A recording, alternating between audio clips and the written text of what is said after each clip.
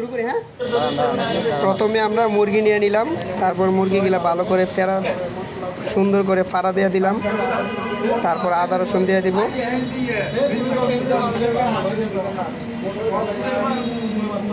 আদা রসুন দিয়ে দিলাম।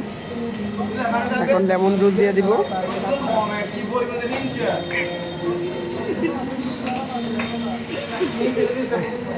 টেস্টিং সল্ট দিয়ে দিছি হালকা,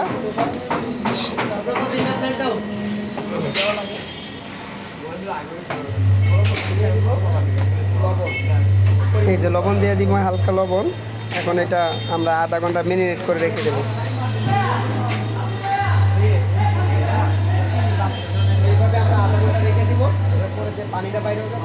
এটা আধা ঘন্টা আমরা ম্যারিনেট করে রেখে দেবো। মানে কাটো তো কয়েকদিন দেওয়া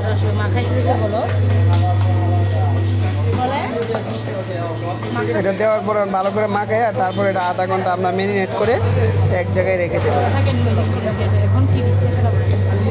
আধা ঘন্টা পর আমরা আবার আসলাম, তো এখন আমরা মুরগিগুলো আবার নিয়ে নিলাম পানি ছাড়াই।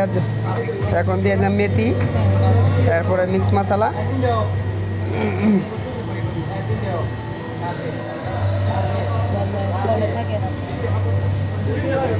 তারপরে ধনিয়া গুঁড়া,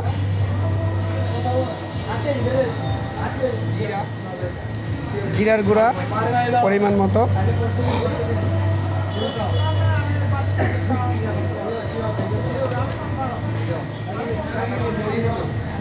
সাদা গোলমরিচ,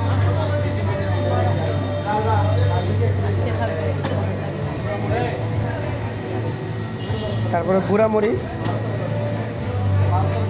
এখন দিয়ে দিব কাশ্মীরি চিলি,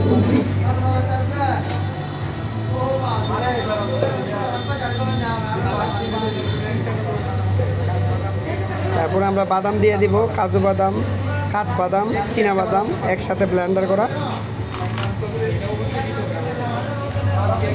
তারপরে পরিমাণ মতো টক দই দিয়ে দেবো। এখানে আমার প্রায় আধা কেজির মতো টক দই লাগছে।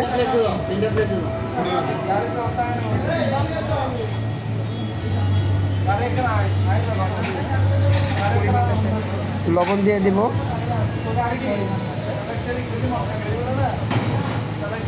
পরিমাণ মতো লবণ দিয়ে দিছি। তারপর হালকা টেস্টিং সল্ট দিয়ে দিলাম,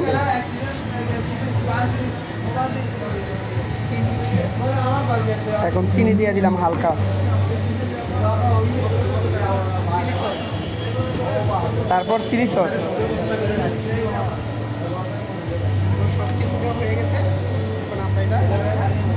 এখন আমরা এটা ভালো করে মেখে নিব। আপনারাও সেম এভাবে মেখে নেবেন।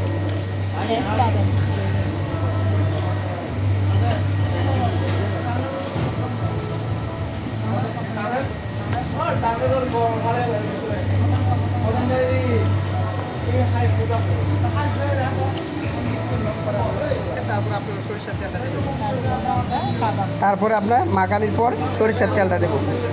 সরিষার তেল সবসময় মানে মশলাগুলো একসাথে করার পর লাস্টে দিবেন।